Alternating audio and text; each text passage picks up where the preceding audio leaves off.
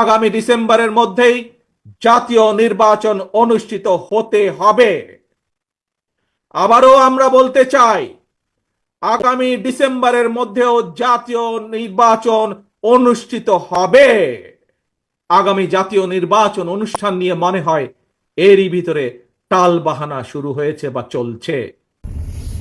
জানি না তারেক রহমান কেন নির্বাচন এবং বিএনপি কেন নির্বাচন এবং সময় নির্ধারিত করেছে ডিসেম্বরের আগেই নির্বাচন দিতে হবে, যেখানে বাংলার জনগণ ডাক্তার ইউনূসকে চাচ্ছে সে 1 বছর হোক 2 বছর হোক সংস্কার এবং দেশের কিছু কাজ করার জন্য ডাক্তার ইউনূসকে সুযোগ দেওয়ার আবেদন সবাই করতেছে, কিন্তু সেখানে বিএনপি থেমে নেই, বিএনপি নির্বাচনে দিতে চায়। আদৌ কি বিএনপি নির্বাচনে আসতে পারবে? জুলাই আন্দোলনের পরে যেই যার জুলুম করতেছে, চাঁদাবাজি করতেছে বিএনপি, আদৌ কি জনগণের আস্থা আছে? আমার মনে হয়তো না। সেখান থেকে তারেক রহমানও বলতেছে নির্বাচন দেওয়ার জন্য। তার প্রতি উত্তরে মামুনুল হক মামুন দেখেন তার কি জবাব দিল, ভিডিওটি দেখেন। আবারও আমরা বলতে চাই, আগামী ডিসেম্বরের মধ্যেও জাতীয় নির্বাচন অনুষ্ঠিত হবে। আগামী জাতীয় নির্বাচন অনুষ্ঠান নিয়ে মনে হয় এরই ভিতরে টালবাহানা শুরু হয়েছে বা চলছে। কথিত অল্প সংস্কার আর বেশি সংস্কারের অভিনব শর্তের আবর্তে ঘুরপাক খাচ্ছে আগামী জাতীয় নির্বাচনের ভবিষ্যৎ। এরই ভিতরে জনগণ বিশ্বাস করতে শুরু করেছে সংস্কার নিয়ে সময়ক্ষেপণের আড়ালে অন্তর্বর্তীকালীন সরকারের ভেতরে এবং বাইরে কারো কারো মনে হয় কিছু ভিন্ন উদ্দেশ্য রয়েছে। পলাতক স্বৈরাচারের সময় আমরা দেখেছি তারা কিভাবে আদালতকে অবজ্ঞা করেছে, আদালতের রায়কে অবজ্ঞা করেছে।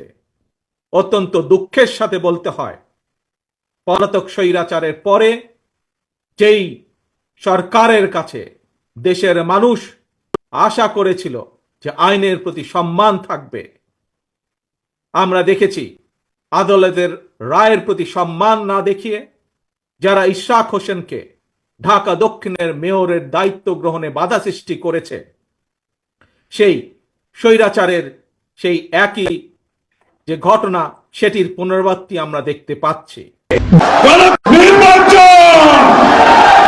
গণতন্ত্রের পথ কি?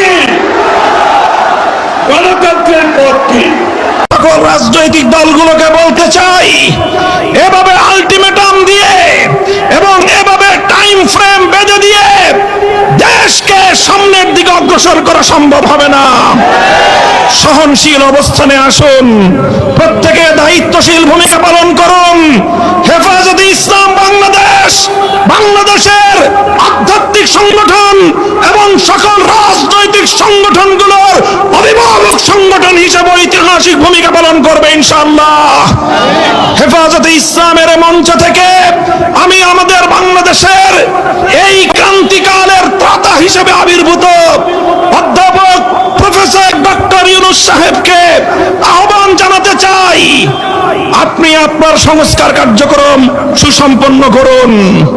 এদেশের রাজনৈতিক দলগুলোকে সঙ্গে নিয়ে নির্বাচন ব্যবস্থার আমূল সংস্কার সাধন করুন। প্রচলিত বর্তমানের দুর্বৃত্তায়নের নির্বাচনী ব্যবস্থায় এদেশের মানুষ বিশ্বাস করে না। এই দুর্বৃত্তপনার নির্বাচনের মাধ্যমে কিছু দুর্বৃত্তরাই সংসদ সদস্য হতে পারে, ভালো মানুষের সংসদ সদস্য নির্বাচিত হওয়ার কোনো ব্যবস্থা নেই। দেশের মানুষকে জিম্মি করে মব তৈরি করে একটার পর একটা দাবি আদায়ের যেই কালচার শুরু হয়েছে, এই সংস্কৃতি অব্যাহত থাকলে এই দেশকে ধ্বংসের হাত থেকে কেউ রক্ষা করতে পারবে না। বিগত ফ্যাসিবাদী সরকারের যারা দোসর ছিল, যারা পৃষ্ঠপোষক, ফ্যাসিবাদের জন্মদাতা যারা, তারাই আমরা লক্ষ্য করছি আমাদের মধ্যকার পারস্পরিক দ্বন্দ্ব সংঘাতগুলোকে উস্কে দিয়ে বাংলাদেশকে ধ্বংসের দ্বার প্রান্তে তারা উপনীত করবার চেষ্টা করছে। কাজে আসুন আমরা হাতে হাত রাখি, আবার জুলাই এবং আগস্টের চেতনাকে শানিত করে বাংলাদেশে অভূতপূর্ব ঐক্য সাধন করে ষড়যন্ত্রকে আমরা নস্যাৎ করে দিতে চাই। ছাত্র নেতৃবৃন্দ, তোমাদেরকে আমি বলবো, তোমাদের ত্যাগ, তোমাদের কোরবানি, জুলাই এবং আগস্টের বিপ্লবে তোমাদের ঐতিহাসিক নেতৃত্ব এদেশের মানুষ হাজার বছর পর্যন্ত স্মরণ করবে। কাজেই তোমরাও দায়িত্বশীল ভূমিকা পালন করো। রাজনৈতিক দলগুলোর সঙ্গে অযথা বাক বিতণ্ডায় জড়ানোর কোনো প্রয়োজন নেই।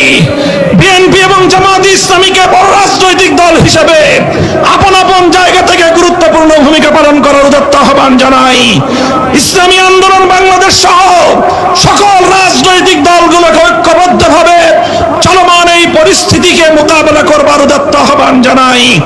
ইনশাআল্লাহ আমি আপনাদেরকে আজকের মঞ্চ থেকে বাংলাদেশের মানুষকে আমি আশ্বস্ত করতে চাই, ইনশাআল্লাহ জুলাই এবং আগস্টের সকল অংশীজনরা ঐক্যবদ্ধভাবে এই বাংলার বিরুদ্ধে পরিচালিত প্রতিটি ষড়যন্ত্রকে প্রতিহত করবে ইনশাআল্লাহ। প্রফেসর ইউনূস সাহেব ক্ষমতায় আছেন এবং ইনশাআল্লাহ তিনি একটি যৌক্তিক সংস্কার এবং যৌক্তিক সময়ের মধ্যে নির্বাচন পর্যন্ত তিনি ক্ষমতায় থাকবেন।